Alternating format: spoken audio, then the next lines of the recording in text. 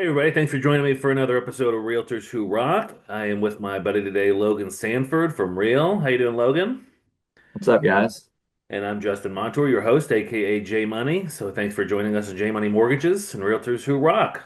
Logan, we're getting on. We've been together a couple of years as friends, but tell us a little bit about you. How'd you get into real estate? What'd you do before? What's your family life like? Yeah. I think uh most of the people I've met in real estate are like second, third generation or a second or third career.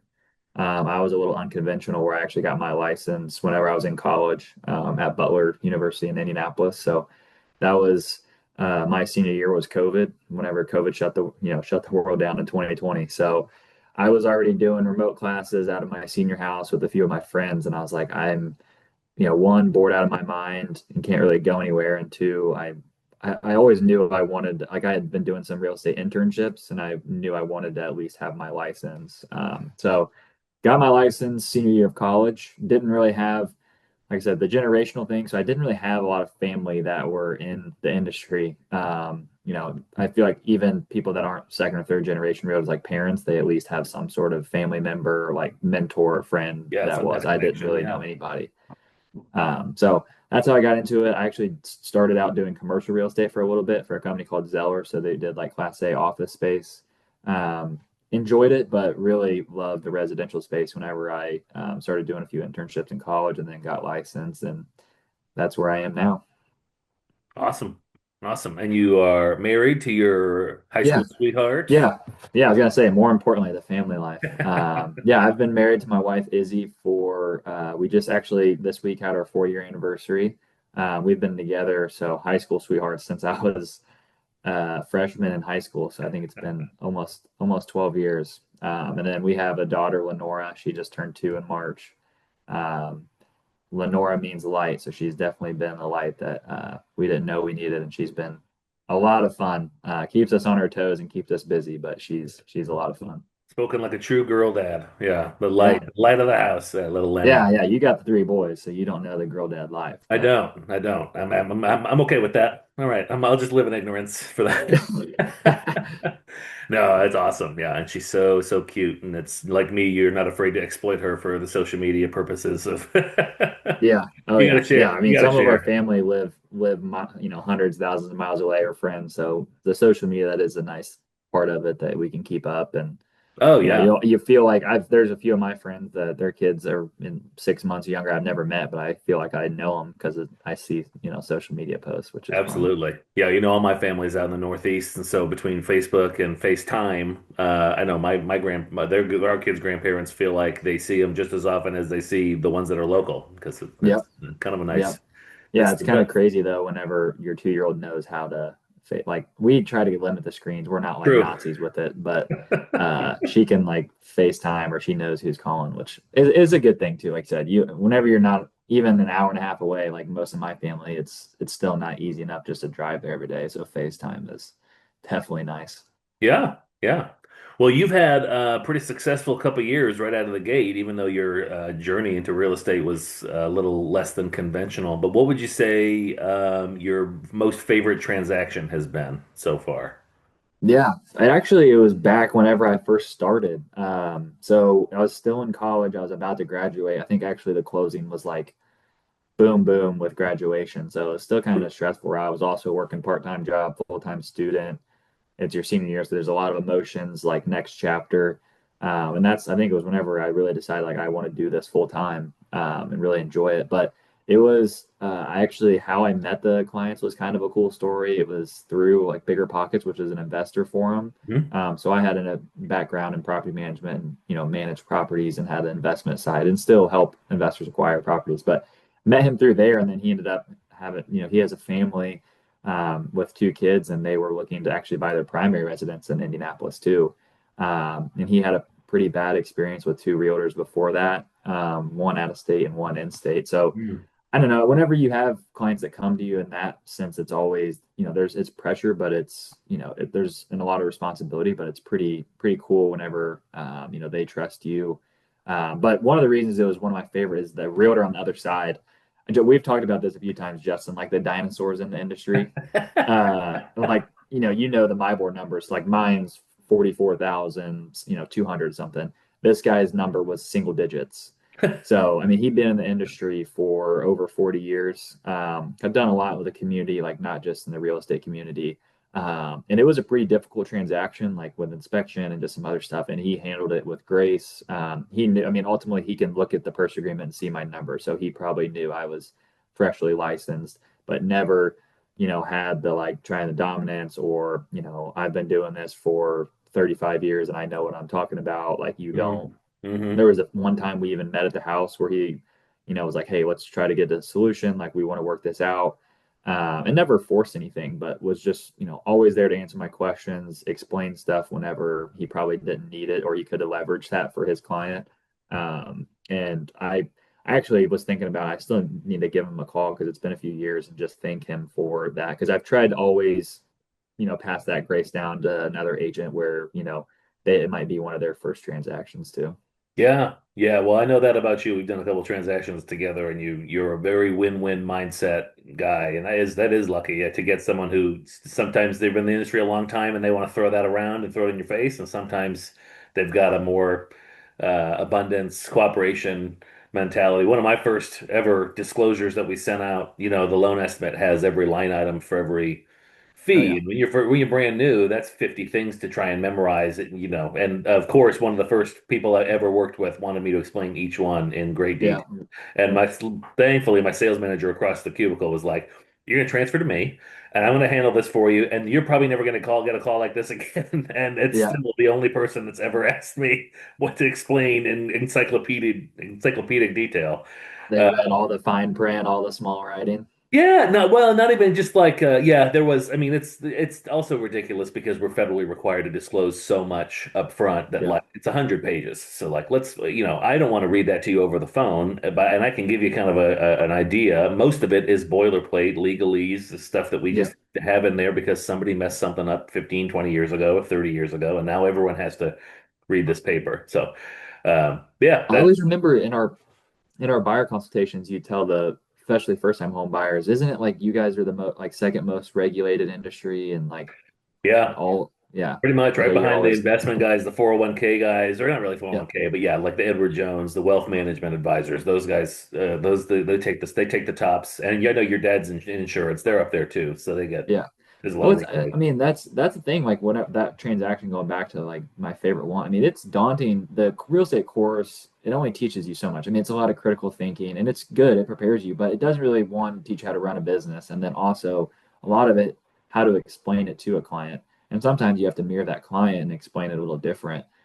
So it can be like you're whenever you first, I mean, loan officer, the same thing. It's like, all right, what do I need to really focus on? And there's so many different avenues and different things. Like even breaking down to disclosure, like you said, there's probably 50 different questions that a client could ask that you need to, at least have some sort of foundation or can explain it. But Right. most of Well, the but time, you also don't have to similar do in our all. industries is when you have someone that's, if you have a team leader or a sales manager or some kind of mentor that can loop in, you Yeah, don't have to. I tell a lot of first, I tell young realtors, you don't have to know everything, but you need to know someone who knows it.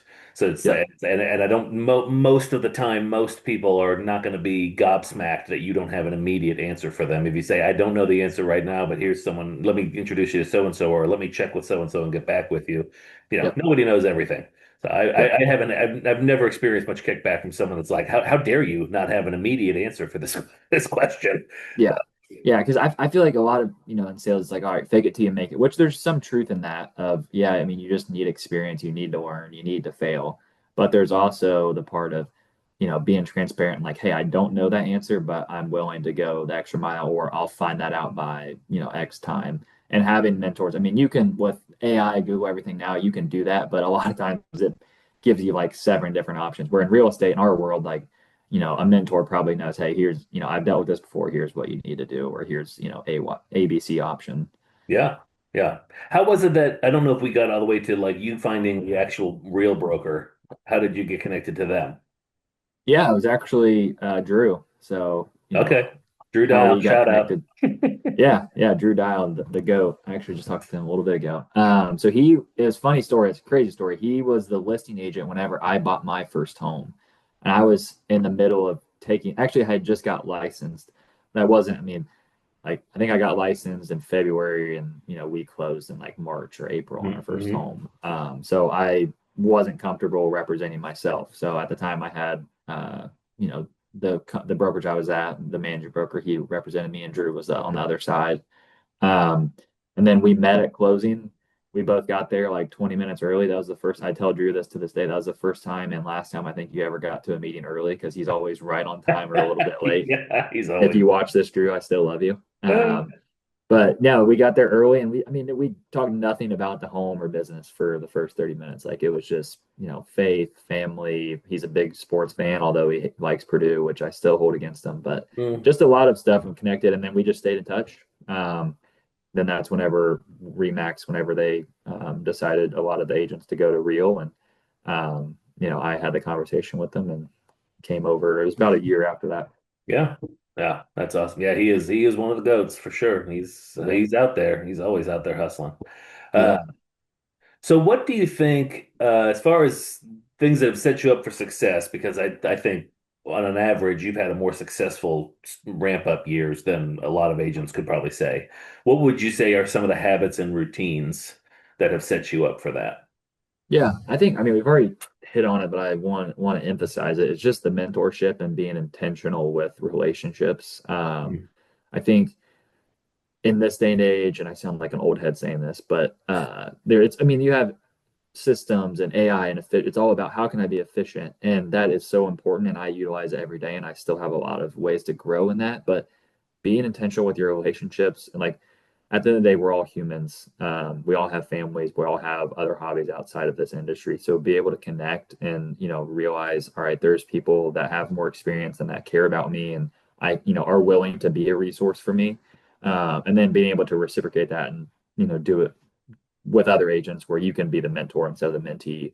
I think that was super important. Like I mean, it sounds cliche, but I would be nowhere, where I am today, and I still have a lot of room to grow and, not where I want to be, but without my mentors, like in real estate, but also I think the important thing is having mentors outside of real estate. So I'm not one of those that has a mentor for every single life category, but I do, like faith, on the real estate side, on just the overall business side, even like relationships and marriage, like somebody I can go to and ask them questions. So having that is super important. I wore my shirt today, the work hard, be kind. So that's Real's, that's our number one core value. And it was the first company I've ever worked for that actually lives by it, Yeah. and doesn't just memorize it, like from the C-suite executives all the way to, 25,000 agents. So that's another thing I think that set me up is, I mean, it sounds simple, but if you really do those two things every day, if you work hard and if you be kind, like, the rest will take care of itself. And then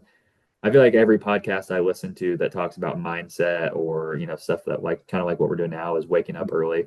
Mm, That's been huge to me, especially since I became a dad, is getting up before my wife and my daughter, and then also before a lot of people start their day is crucial because not even just for business, but also faith, fitness. Like I enjoy being active, fitness. So having a lot of that done before the actual workday starts has been. Or if I can't do wake up early, sometimes you got to do it at night too before you go to bed and stay up a little later and sacrifice yeah, that. yeah, for sure. There's a lot of that psychology behind like stacking your wins. You start off and you make your bed, you do your devotion, you do your workout. Like you've had several wins already in the morning, and then Yep. that just adds to the fuel to the fire of the productivity for the day. So yeah, yep, getting up early, that's a big one. That's it gets trickier. Some seasons is easier than others. Oh, for sure. For sure. Yeah, I'm Yeah. definitely not a pro at it. Yeah, I always remember I think he's was like in the Navy. He did I don't know if it was a graduation, but it talks about like the first thing you should do is, make your bed. And that's kind of an analogy, right? You don't have to like actually make your bed, but Sure. doing a few things with those small wins that can really start your day and, Yep. lay out the Yeah. rest of it. It starts your day off on a win, and then at the end of the day, if everything else was rough, your bed was made. You were kind of a reminder, like you did that thing. You got that one thing done, even if you didn't Yeah. get much else done. So And yeah, that's always something I've loved about you is whenever I feel like every time we talk, we at least ask how our day's been or, what we got planned for the weekend or something. And I mean, very rarely is it always centered around business. Like we hit on those obviously, but I feel like our kids are always involved in those conversations, wives, faith. And that's where a lot of the important wins and can really influence your day and your week and your whole year. Oh yeah. Well, I know we synced up very early on. We just the idea of not working to live, living to work, not working to live. Yep. And we do what we do, and we want to get fulfillment out of that. And to an extent, everyone is a little bit of what part of what they are is who is what they do. But I Yep. think we have some bigger goals when it comes to family, husbands, fathers, and those kind of goals that this what we're doing is kind of financing those other spheres. This isn't going to be the the thing that I want to be most gilded and awarded of of my life. And we have we call it legacy mindset. Let's leave it at that. But Yep. that's what we're. Yep. So we've always synced up Yep. on that. Thanks for that shout out, though. It's yeah, I know, and part of it's just me. Every report card I ever got says talks too much, so I'm always looking always looking to have a conversation, good side conversation. So. Yep. Um, what would you say, just in history, what's the least favorite transaction and what caused it to be the least favorite transaction? Yeah. That's a good question. I had to think about it. I would say a kind of the opposite side of my favorite one. It was another realtor who's been, one of those I've been doing. I think he was like 36 years and a very successful realtor. Um, but even from the beginning, it was never like, hey, come to a solution mindset or how can we work together. It was just all. I mean, there was a few times I eventually had to get Drew, manager broker, involved on like just being cussed out, phone calls. And my client was an investor, and their communication wasn't great. So some of the frustrations were real, and I understand on the seller side. But Mm, I finally just got to the point of like, hey, realtor on the other phone, like I'm trying to come to a solution. If you're just going to continue to, yell into the phone and, not be professional, then, it's probably best that we, just do a mutual lease and terminate. mm, But it was just one of those, I think the seller had also had a lot of stress and, needed to sell. So there's emotion involved, even in investment sides, like there can be emotion involved. But yeah, it was just kind of the other side of the coin on a realtor who had been doing it for a while. I mean, from my knowledge, probably had a good reputation, was selling a lot of homes, but just really didn't handle it professionally. And mm. it was something, you remember the really good ones, but unfortunately, you always hear like a bad reputation can spread quicker than a good one. So like I remember the bad ones too, and it kind of motivates me to, you know, whenever there's times whenever emotions can run high in transactions or frustrations, like all right, we're professional and I think we've talked about this before. It's seller and buyer, yeah, we're on separate teams, listing agent, selling buyer's agent, but we're ultimately all trying to get to one, to the closing. Like Right. so you got to work together as a team too. Same thing whenever every time we do a buyer consultation, like the loan officer, the insurance agent, the realtor, the title company, like we're all on a team and we're trying to, we have one common goal. So Yeah, yeah. Well, like that's a funny kind of the opposite side of the coin of the it's very mirrored between favorite and least favorite. But I feel for realtors in that part of the industry because yeah, reputation in general, but just general perception of realtors is so tricky. I mean, I a lot of my business needs to come from realtor referrals, so I'm always looking for new realtor partners, and I get to see some of the truisms play out when I meet some of these folks who are in the industry that's like you are here to turn keys and collect checks, and yeah, there's not a lot of customer service. There's not a lot of desire to be educated. We're just kind of we're just kind of jumped in, and so that yeah, there's people just like the client that took you on and had told you, confided in you. There'd been rough experiences with previous realtors, and I like that you kind of like that you kind of licked your chops. So that was like your opportunity to improve that yeah, reputation. But yeah, my goodness, there's a percentage, there's a contingency of them, and some of them do appear successful, and maybe they're able to channel a lot more good energy towards the clients where they feel like they're getting those referrals from, but then everyone else in the industry is just like wore out from yeah. them.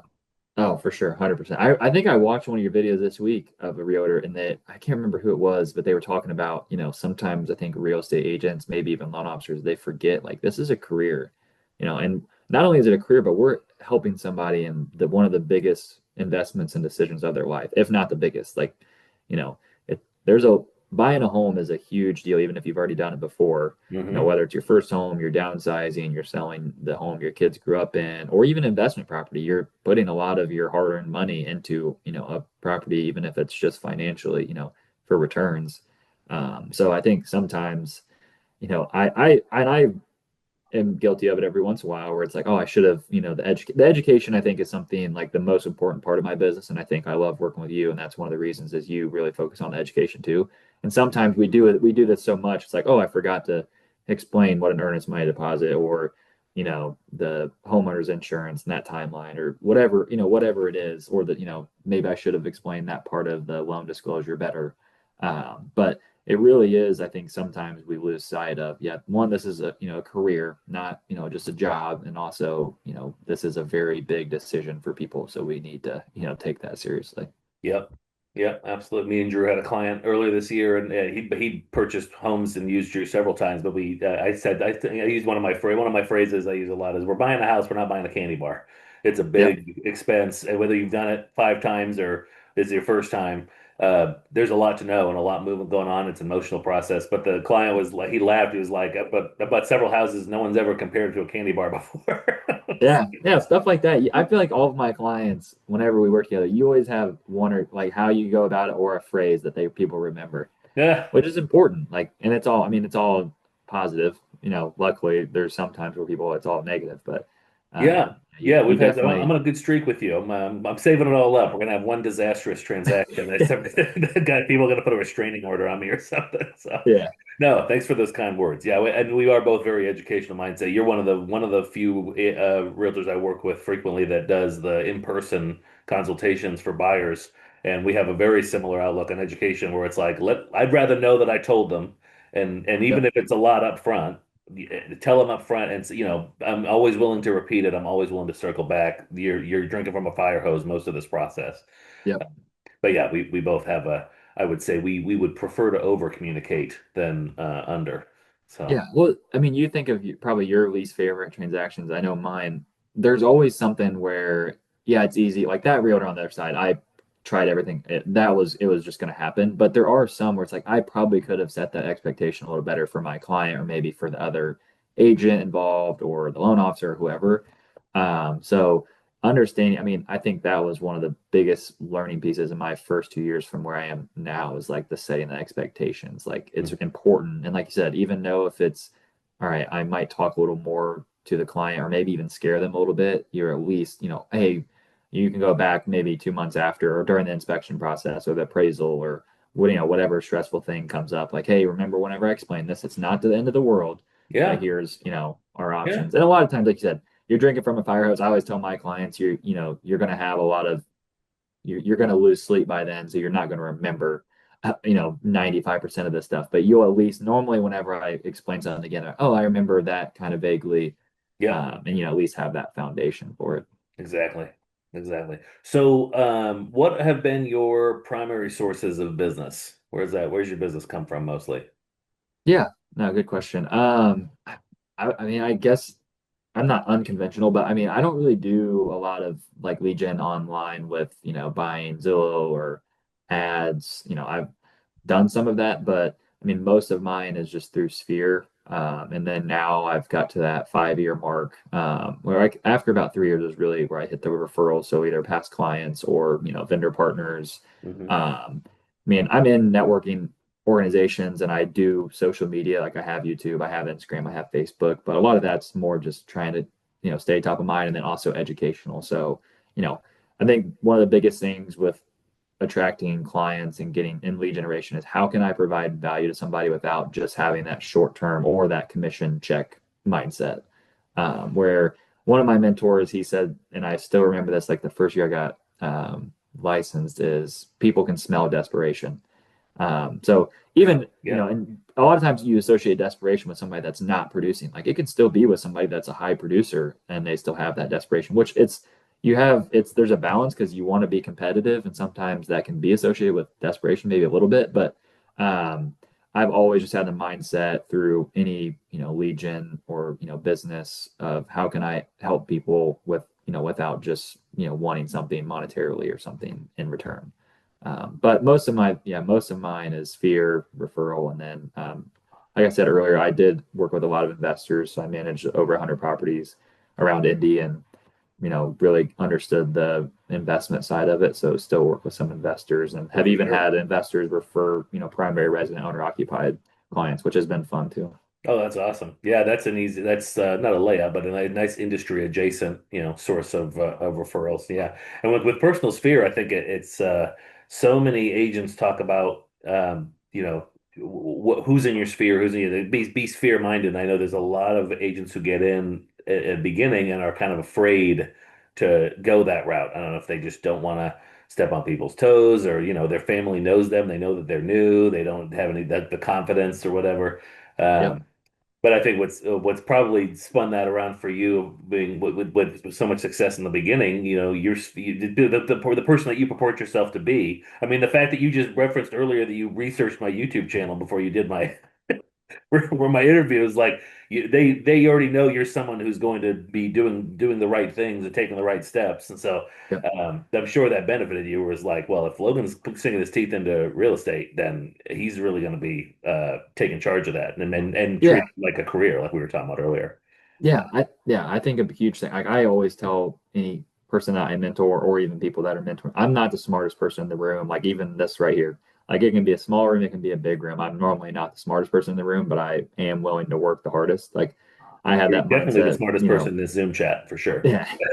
I had this like basketball, for example, like not even just business. Like I was never the most athletic. I was never the one that could jump the highest or run the fastest, but I was willing to like work even if it was one more minute. It's kind of that Michael Jordan mindset. Like I know now, obviously there's people that work harder, but just having that mindset of, all right, what can I control? To control the controllables, and a big part of what you can control is your effort. So Yeah, yeah, man, that's awesome. That's awesome.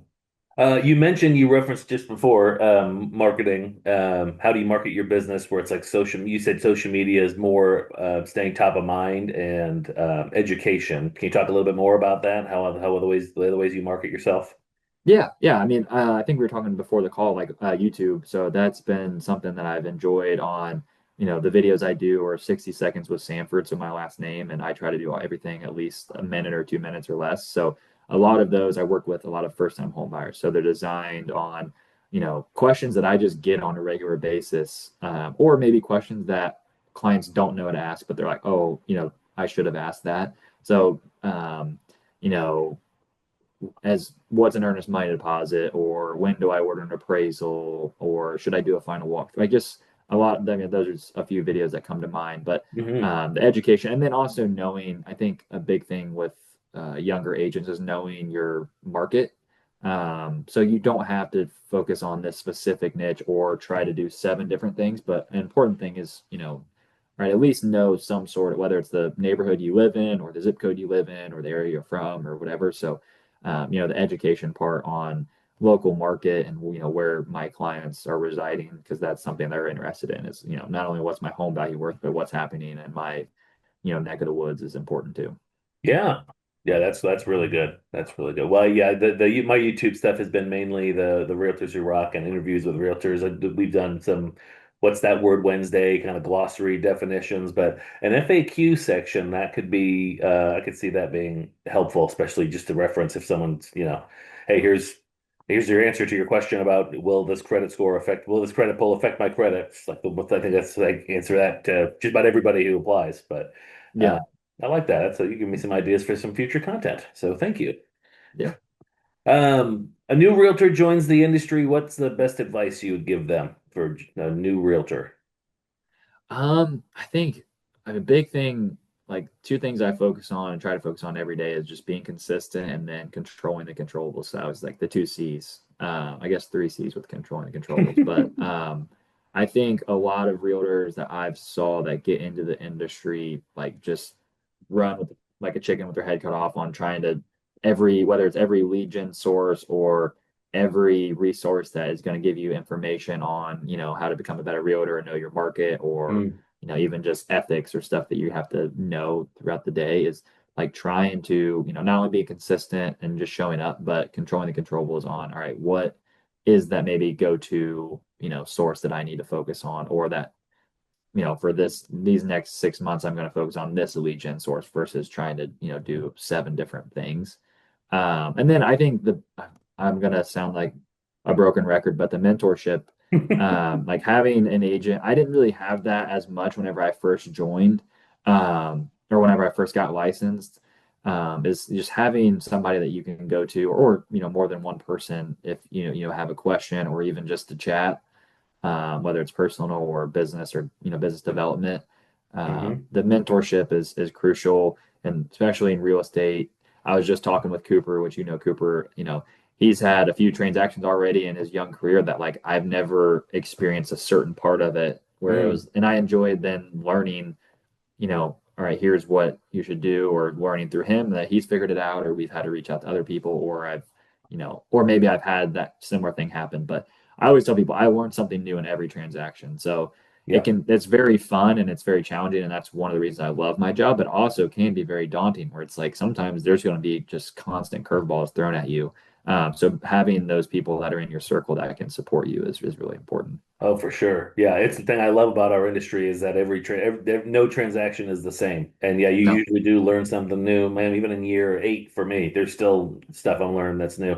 And the other fun part of that is they move the friggin' field goal. That's what they move the markers so often. They change the Oh yeah. posting guidelines, or they're changing credit score minimums, or yeah, some new programs come out. So yeah, there's always new things to learn, which I think it can either make you feel really incompetent, or it can just help keep you humble, because there's Oh, just for sure. really a lot to learn. Yeah, I love that Cooper's already had a few transactions that you were like, yeah, I'm not sure, I'm not sure on that, Yeah. because that Yeah. shows Let him me get back to you. you're mentoring him to show him how to find someone that has the answers. So, Yeah. uh, I think last thing with that, and I don't know if it's more like what they can do today is, but I think it's something that's important. And this is not even for new realtors. And it's also something I struggle with. So it's not where it's like I've perfected it. But the comparison piece, I think you see this in mm, your side of things, and I know the realtor side is comparison. I mean, it's a thief of joy. You hear that in church, but also outside of church. You can really get lost in.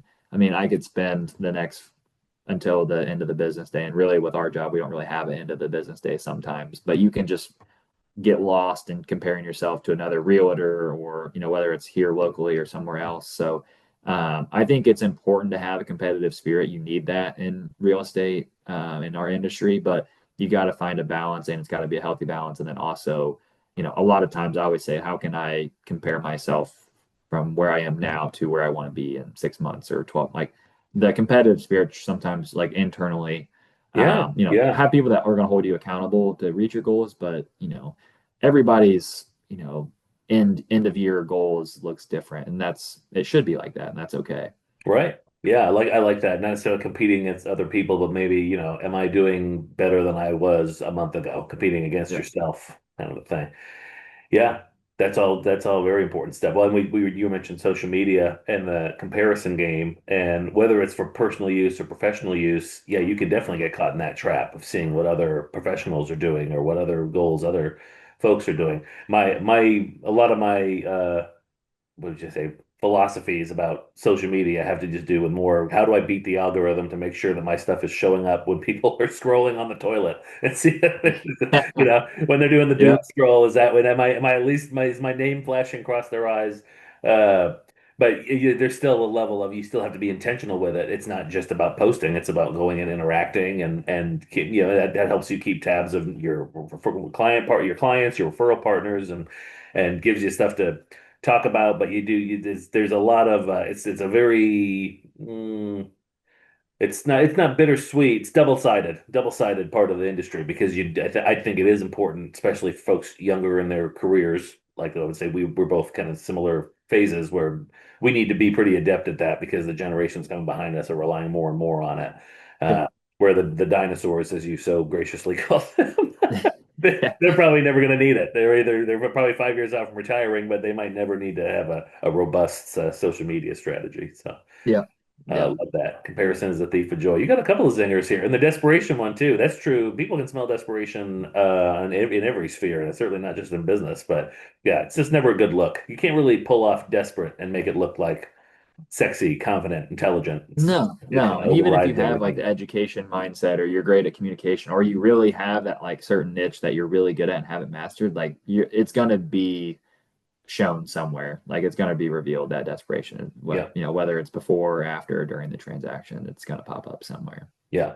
And I'm sure we'll talk about mentoring a few more times throughout the talk because it's an important thing for both of us. But it really is like it's what harm is it getting a perspective of someone who's further down the road than you and seeing if what can be applied, whether that person is like-minded. I've had mentors who think very similar to me about things. I've picked mentors sometimes that think totally differently than me. So I know Yep. I'm getting a different perspective or a fresh one. Early on, me and Lace, we wanted to. We both come from divorced homes, and we were very and we're very not concerned. We dated a long time. In Bible college years, we dated for a decade. It was really only 2.5 years, but and people thought we were crazy for waiting that long. And I was like, no, we both come from divorced homes. Like, we want to make sure that we're sure. And Yeah. you know, Yeah. and we weathered a long distance portion of that. There was a year that I spent in Indy that she was still in school in Illinois. So that helped kind of beef up a lot of our communication skills. And when we moved to Indy, there was a couple, and one of the reasons that drew us to them was that they were both they were great people and clearly a power couple, but very, very different in how they operated. And so we kind of poached him early on. Was like, can we just meet like not in an official capacity, just we want to have it, but we're going to talk about marital things, marriage related items. Yeah. And for probably 2 years, they met with us every 6 weeks or so, and it was amazing to hear someone 20 years down the line of a marriage that we had a lot of respect for and family who had a lot of respect for, to just be able to for them to pour that into us, and you're the same way. You have the same mindset of pay it forward, wanting to go back and be able to, I don't know. Hopefully, we'll be able to do that. I'd like to have enough. I think I have something to add to someone who maybe just got married last year. But Yeah. yeah, No, I definitely and I you said it. I maybe never heard it that way of having but now when I was just whenever you were saying that, I was kind of thinking about a lot of my mentors and some of them they do think very differently than me, or they were in a completely different career field, or maybe their relationships, or it's like a different perspective or how they approach things. But that's honestly a great, they always say like difference, people are attracted by other, they're not always similarities. right. Yeah, opposites So attract. yeah, Right. that's very true, very true. And having, not having an echo chamber around you, I think that's something that's another, we're going to loop back social media into this, where you end up being friends with all the people who think the same as you and say the same things as you, and then you're just getting your own opinion echoed back Yep, to you. And I think it's caused a lot of issues on the communication side because people don't really know how to respectfully disagree. yep, They don't have like thoughtful discourse about everyone's got opinions and they're like toothbrushes. Everyone has one, so you don't need to share. yeah, Like, yeah. uh, Well, nah, 100%. And that bleeds into like our day to day and our work too. Like I was just having this conversation in our men's Bible study on it's pretty much, and this is I hate doing like a stereotype, but it is pretty common now where if you disagree with me, you're wrong. Like that's just kind of what society thinks. A lot of hmm people like there can never be where it's like I want to listen and hear your side. And even if we still disagree, that doesn't mean that you're wrong. Like we're just disagreeing, and I respect your perspective, or maybe I learned something from your perspective. That's why I love doing things like this, Bible studies, the brokers and bagels that Drew puts on, is because everybody in that room has some sort. We can all read one chapter of something, and everybody probably has a different take on it. And that's the right, beauty of it. right. And I think whenever I kind of going back to some of those difficult transactions, it was kind of just like, no, if we don't do it my way, we're wrong, and we're not going to do it. Versus a lot of the agents that I loved working with and really enjoyed, and hopefully can work together again soon, is those that like, all right, let's come to a resolution. I want to hear your side. Here's what I was thinking. And then, whether it's a mixture of both of those, or, just hearing somebody out is, I'm having that mindset. I think I am one thing I've really tried to focus on is being a better listener than I am a talker, especially at my age. And I was like super introverted as a kid and still can be sometimes, but What? I think the power of being an introvert, I'm definitely extroverted now, but what being an introvert taught me is like I'm pretty good at listening, and you can Mm. learn a lot from listening, especially if you're willing to like, even if you don't agree with it right up front or even after the conversation, there's a lot of value in that. Yeah. Yeah, well, I think and, people forget that we have way more in common than we do. That we have more that binds us than separates us, and like, well, and then now let's go back to mentorship. When I talk about finding someone further down the road than you, it's not that you take everything they say and put every piece of advice into practice and or make yourself their protege, where they're just like you're just going to copy them. It's like you have to have critical thinking skills to sift what's going to work for you and what's not. It doesn't, but it's not about giving someone over the reins of your life to to make those Yeah, decisions for you. It's just getting a different perspective and seeking wisdom from various sources. So, and as yeah, believers, we obviously think God, Bible, our relationship with Jesus, all those things have to plug in too. But there's something about there's a collaborative mindset to it where it works on the mentorship level. It also works peer to peer, and I see you do that a lot in your office. Is just lending yourself even to other agents that are similar, time in the industry or beyond. It's unilateral. You being collaborative and having that abundance mindset where there's enough out here for everybody, and I yeah, don't have to make this. I don't have to die on this hill. We can come together on this. yeah, yeah, for sure. 100%. So have you had any it could be industry, could be just general, any a failure that you experienced, what did you learn from it? Oh, that's a good. I think um They're all good two questions. just I, a I general wrote them two all. questions. Yeah, they all are good questions. A few of them it's like, oh, I've never had this asked before. I would say on a general level, not like a specific failure, but setting the expectations I was not great at in the beginning, and then Mm, also knowing when to shut it off. I think is another reason why me and you click so easily and quickly is, I'm a dad first.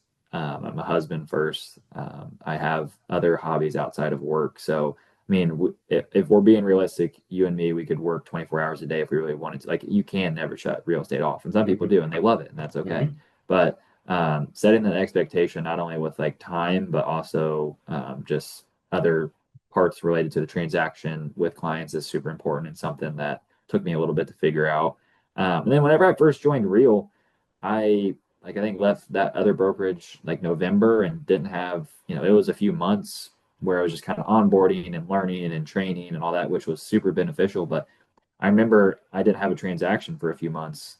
And that was like the first time I'd ever had that, it was like year two, where I was fortunate to have a transaction or a few, mm, most months. And it was one of those I really struggled with, like the guilt of, oh, should I left that other brokerage, or the doubt of, am I in the right career field? Should I do this? And I mean, anything sales, I always consider myself a consultant or advisor. I don't say I'm in sales, but any role similar to like the real estate loan officer profession, you can have a roller coaster. Like it's going to be a roller coaster sometimes. And sometimes it's stuff you can't control, which is even harder. mm. Um, but yeah, those are kind of the three things that popped in mind. But one of like the specific ones was whenever I first joined Real, like I was super excited and I loved it. Like the culture part, the technology, all of that. It was just like, all right, I'm struggling with pipeline and getting some, deals actually closed.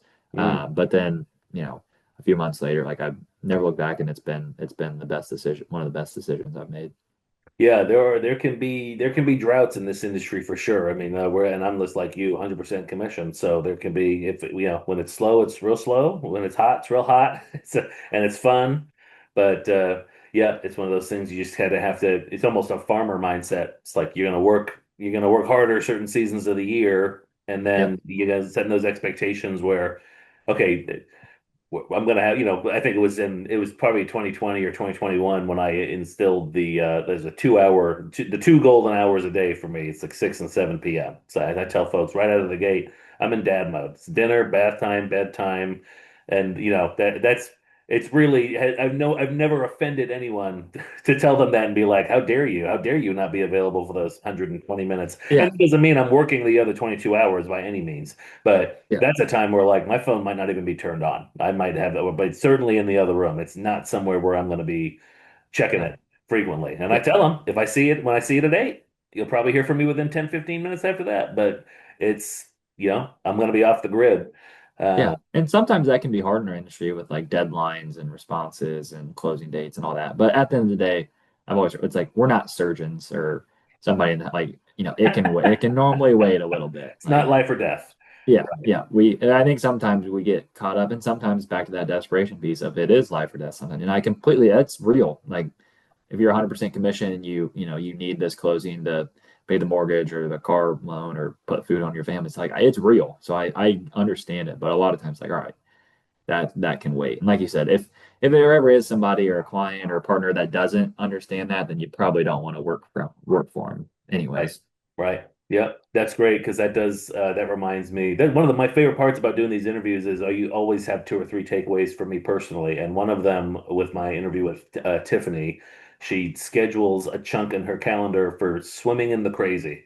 And there's literally a block of time it's the only thing that block of time is for is to handle all the weird stuff that came up in the day that she didn't have time to address maybe in that minute. And some of that is the things that people are hammering her or trying to get a hold of her and it's like an emergency. It feels like an emergency to them at the time.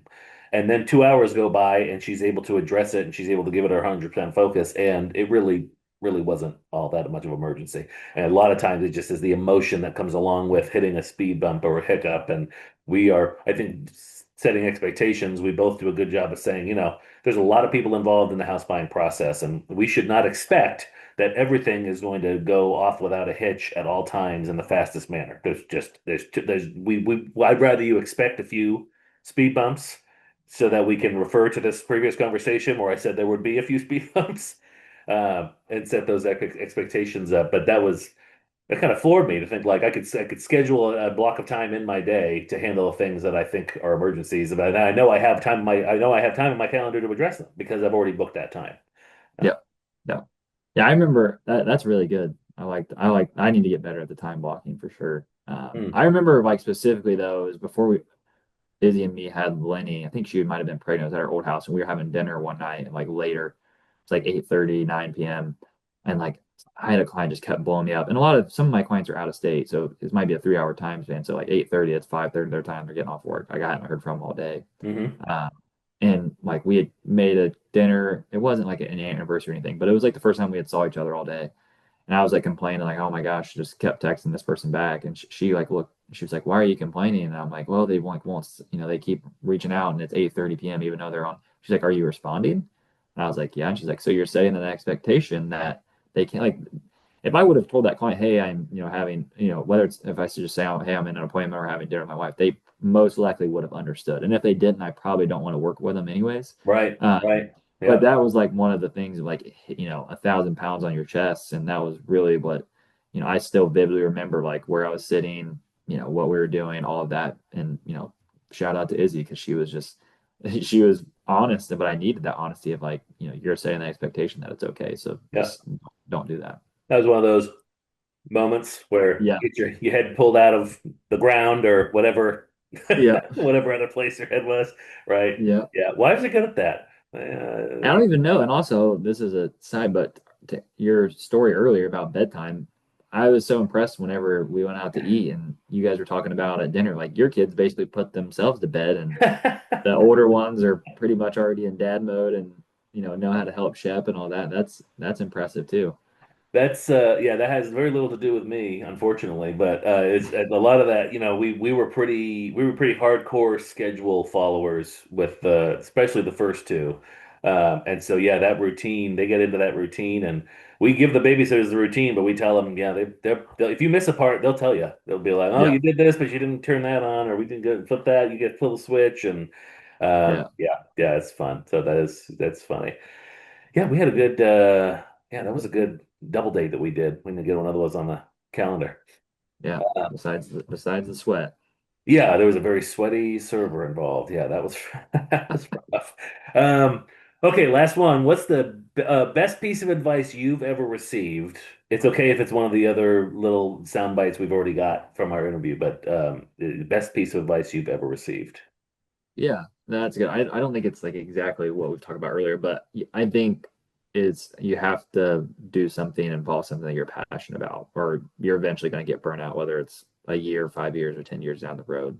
I think that's not just, my identity is not just associated with work. So it's, personal, it's in my faith. Volunteering, I think, is a big thing. It's like you got to do something that you really care about. And it's not that selfish mindset of, oh, I'm doing this because I have joy or benefit, but it's because I really do care about it and I want to put the time into it and the effort. So just not having that checkbox mindset, I think sometimes I get caught up in that of like, just the list to do, and it's like, all right, why am I doing this? Not even just thinking bigger picture, but am I committing myself fully to this? Am I passionate about it? I think it's super important. And that's what I tell a lot of the agents that I work with that are a little younger than me. There's so many different avenues of real estate you can do, and there's also so many avenues of hobbies and other stuff that you can do. Like you just got to find your people and you got to find what you're passionate about, and Yep. the rest will take care of itself. I love that. Yeah, I love that. And we are blessed to be in an industry where I call it it's very karmic in the fact that if you want to make money in our industry, you have to help a lot of people. You have Yep. to have a people helping my if you're in it just to make the money and you're not trying to help people, you're not going to do very well. Your reputation is going to precede you. There's going to be things that happen that you get forced out. There's a Yep. few exceptions to every rule, but for the Yep. most part, I mean, this is the folks I get to work with that treat it like a passion, treat it like a career. And it's really people helping people is what we do. Whether and to some extent, almost every job has some service aspect to it. So, Yep. but true across the board. You're right. You have to have that. You got to find ways to ignite that passion. Well, oftentimes what I'll find, some realtors have been in business 10 or 15 years, and you would think they're not going to need any new referral sources. They're going to need any partners, lenders, title reps, whatever. But they will tell you that they have been reps that they've been working with for several years, and that person just doesn't seem to really care anymore. Or they send them a lead and it's crickets, and a week later, have you talked to this person? Oh, I'm going to call them, whatever, and they kind of lose the zest. And it's like, well, if you're not going to respond and you're not going to work the stuff that you are sent, then they need to find other avenues where that's going to, it kind of always reflects back on the realtor to some extent. You're the quarterback in that whole Yep. transaction. So the people that Yep. you refer are little mini extensions of you. So I Yep. try not to take that for granted when I get clients. It's like this is someone who's my behavior, my work ethic is going to reflect on that person. So, Yeah, yeah, that's another thing for younger agents, anybody listening, or even like you said, agents have been doing it for a while. It's like your reputation. A big thing I didn't take that as seriously in the beginning of like who I refer my clients to really does matter. Like whether it's a loan officer, a contractor, an insurance agent, like everybody's service is going to be a little different, so they're not going to completely mirror mine. But having that same mindset and quality of service and following through. I mean, ultimately, we always hear it. People do business with people that they like and they trust. I mean, you can have a really good product, really pricing is important, but ultimately somebody's going to work with you. At least they might work with you once, but if you're going to have that long term, like this is an actual client, not just a one time customer, then you gotta have people that you like and trust. absolutely. Amen to that. Well, that was great. Lots of great stuff here. I'm going to have a heck of a time trying to figure out if there's really nothing to cut. We were just espousing wisdom the entire time. So, Yeah, where no, can I our always enjoy talking with you, man. that's awesome. Thank you. Where can our listeners learn more about you, reach out to you, give all your handles and your email and all that? Yeah, I mean logansanford.com. That's where a lot of then you can go and find my other handles, like my YouTube page, it's just Logan Sanford. Instagram, Facebook. I think Instagram is Logan underscore Sanford 30. Okay. Steph, I've created that a long time ago, and Steph Curry. So, um, but yeah, no social media, Logan Sanford. But yeah, I've really worked on my website, so I think hopefully somebody gets there, they can find other avenues and channels through that.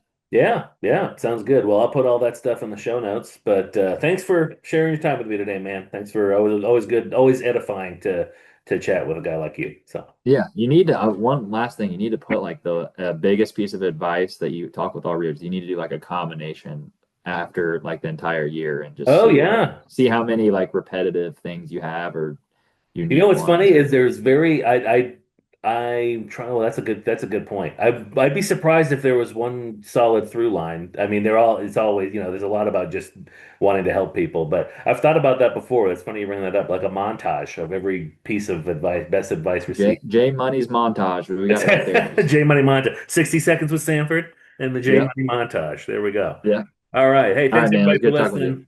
All right. Have a Yep. good day, everybody.